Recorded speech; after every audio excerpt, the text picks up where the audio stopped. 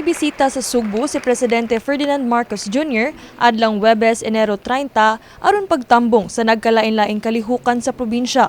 Lakip sa miabot ang pipila ka mga cabinet secretary sama nilang Tourism Secretary Cristina Frasco, Transportation Secretary Jaime Bautista ug Education Secretary Sonny Angara. Unang kalihukan ng gitambungan sa presidente mao ang Regional Development Council meeting diin gihisgutan sa mga kadagkuan sa rehiyon ug sa nasud ang mga key infrastructure projects dinhi sa Central Visayas.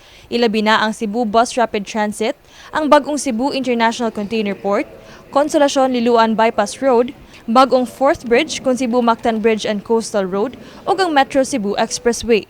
Gituki-sab ang ubang proyekto sama sa Celestino Gallares Multi-Specialty Medical Center sa Bohol, Dumaguete Airport Development, ang upgrade ug expansion sa Bohol Panglao International Airport, Panglao Tagbilaran Offshore Bridge Connector ug ang Siquijor Airport Development.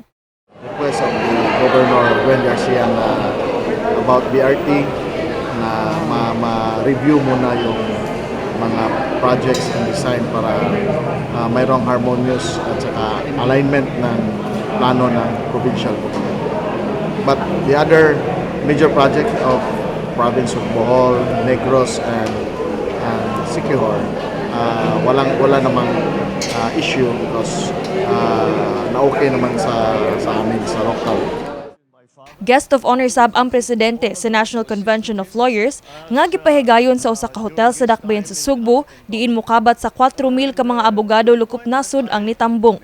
Sa iyang speech, gilimod ni BBM ang pamasangil nga dunay mga blank items sa 2025 budget. Just last month, I had to read 4,057 pages of the General Appropriations Act for 2025. Because I reviewed it, analyzed it, and yes, in parts, vetoed it. And so for those of you, and up to now, I cannot find those damned blank items. We'll keep looking, but I really am convinced that they simply do not exist because it is not allowed to exist. Mipirma sab og manifesto of support alang sa presidente ang 11 sa 16 ka mga gobernador sa kabisay-an subay siyang pagbisita sa Cebu Provincial Capital aron makighinabi kang Governor Gwen Garcia ug mga opisyales ubos sa One Cebu Party.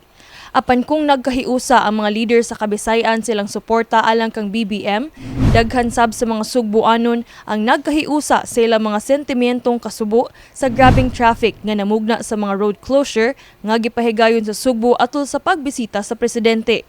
Last stop ni PBBM mao ang Mactan Cebu International Airport alang sa inauguration sa 11 parallel runway sa nasud. For the first time in our nation's aviation history, we embark on a major repair of an airport's first runway without impeding ongoing operations.